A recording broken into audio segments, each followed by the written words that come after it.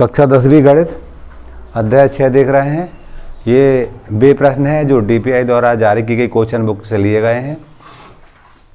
Objective प्रश्न है। इस अध्याय में 2 ऑब्जेक्टिव आएंगे, तो उन प्रश्नों को हम देख रहे थे। पहला क्वेश्चन था सही विकल्प चुन कर लिखिए।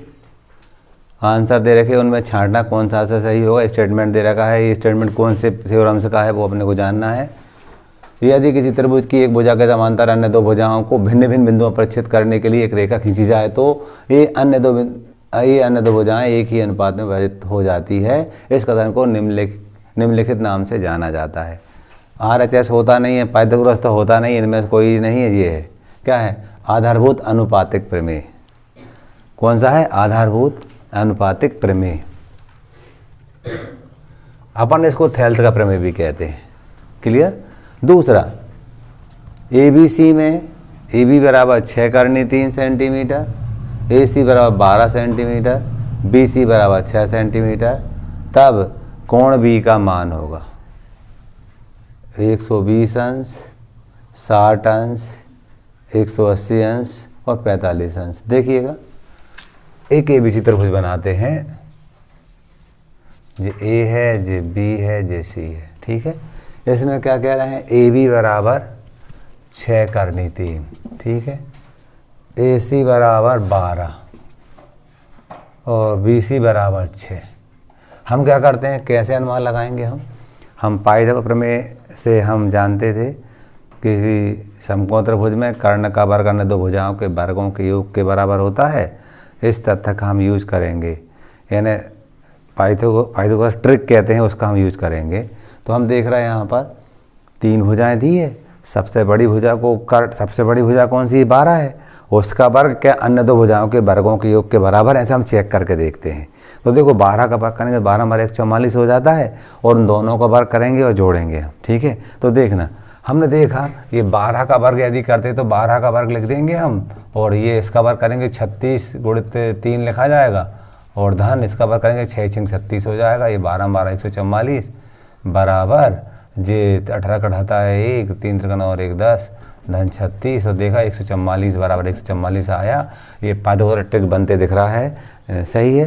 दी हुई भुजाओं से एक समकोण त्रिभुज बन रहा है, तो हम कहेंगे सबसे बड़ी भुजा 12 थी, इसके सामने की भुजा कर्ण, ये कर्ण कहला जाएगी। सामने कोण ये 90 का होगा। ये वाला जो कोण होगा ना वो 90 का होगा। तो कोण B का मान क्या होगा हमारा? इनमें से हमें कोई नहीं दे रखा है।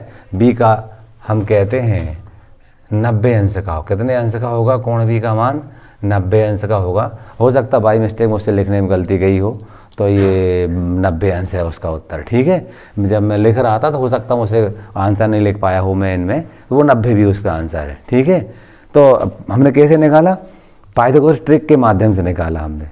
ठीक है। दी हुई भुजाओं को हमने जो पाइथागोरस प्रमेय था उसमें रख के देखा, सबसे बड़ी भुजा का वर्ग अन्य 2 भुजाओं के वर्गों के योग के बराबर मिल गया, तो डेफिनेटली बड़ी भुजा के सामने बड़ी भुजा को कर्ण कहेंगे, उसके सामने का 90 अंश का होगा, और सामने का B कोण है और वो 90 अंश का होगा। क्लियर। अगला क्वेश्चन था ABC में DE समानांतर है AB, ठीक है, CD 3, EC 4, BE 6, DE ज्ञात करना। तो इसमें थेल्स का प्रमेय लगता दिख रहा है हमें। तो हम क्या करेंगे? देखिए, चित्र बनाते हैं ऐसे। ऑब्जेक्टिव क्या होता है याद नहीं होते, हम इन्हें निकालने पड़ते हैं हमें। जी ABC बनाया हमने, है ना। इसमें क्या कह रहे थे वो?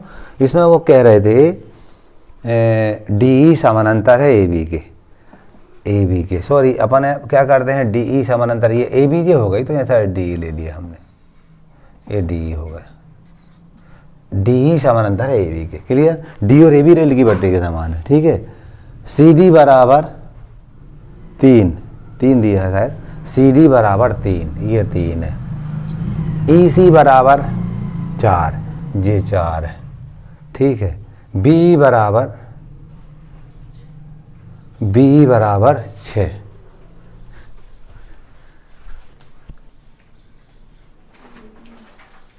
क्वेश्चन नंबर जो 4 कौन सा कर रहे थे हम?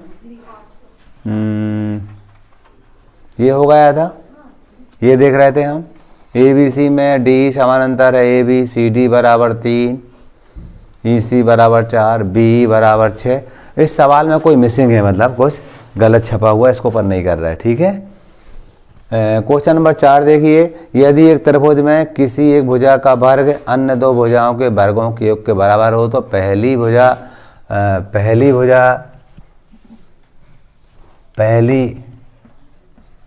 भुजा का सम्मुख कोण 90 अंश का होता है। समकोण होता है ना, ठीक है। एक भुजा का वर्ग अन्य दो भुजाओं के वर्गों के योग के बराबर हो तो पहली भुजा के सामने कोण समकोण होता है, ठीक है।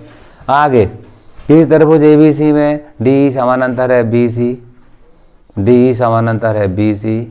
चित्र बनाना पड़ेगा इसके लिए।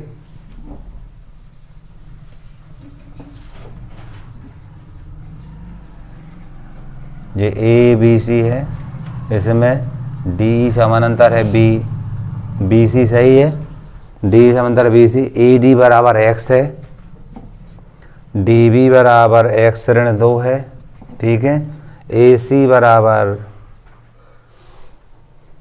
बराबर ये पूरी AC बराबर x धन 2 है, ये पूरा x धन 2 है। EC बराबर x ऋण 1, ये x ऋण 1 है। तो x का मान क्या होगा, ठीक है। अब इसको करने के लिए हम क्या करेंगे, देखिए जी थोड़ा सा आप चेक कर लेंगे इसको, क्या अपन ने सही क्वेश्चन लिखा है। हमने देखा यहाँ पर भी जी AE x धन 2 है। सवाल मैंने देखा अभी क्वेश्चन बुकलेट में, जो AE x धन 2 है, ये पूरा नहीं है, AE x धन 2 है ना।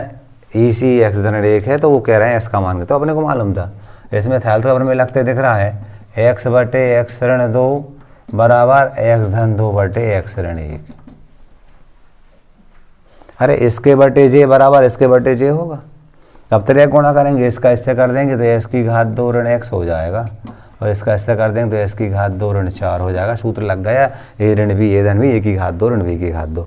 अब देखो s की घात 2 कट गया, x बराबर आपका 4 आ जाएगा, ऋण से ऋण भी कट जाएगा, तो इसका जो उत्तर होगा वो 4 वाला होगा, ठीक है। इसमें क्वेश्चन में क्या मिसिंग है, तीसरे वाले मिसिंग है, वो मैंने नहीं किया है, बाकी किए हैं। आगे चलिएगा, इस स्थानों की पूर्ति कीजिए। सभी वृत्त खालिस्तान होते हैं, सभी वृत्त समरूप होते हैं, देखने में एक जैसे होते हैं, ठीक है। सभी वर्ग खालिस्तान होते हैं, ये भी समरूप होते हैं, देखने में एक जैसे होते हैं। सभी खालिस्तान त्रिभुज समरूप होते हैं, सभी समबाहु त्रिभुज समरूप होते हैं। चौथा, दो समान कोणिक त्रिभुजों में उनकी संगत भुजाओं का अनुपात सदैव खालिस्तान होता है, समान होता है। आगे, यदि एक रेखा किसी त्रिभुज की दो भुजाओं को एक ही अनुपात में विभाजित करे तो वह तीसरी भुजा के समानांतर होती है, ठीक है। आगे, एक साथ में एक वाक्य में उत्तर लिखो, क्या सभी समद्विबाहु त्रिभुज समरूप होते हैं? समद्विबाहु त्रिभुज समरूप होते हैं? नहीं।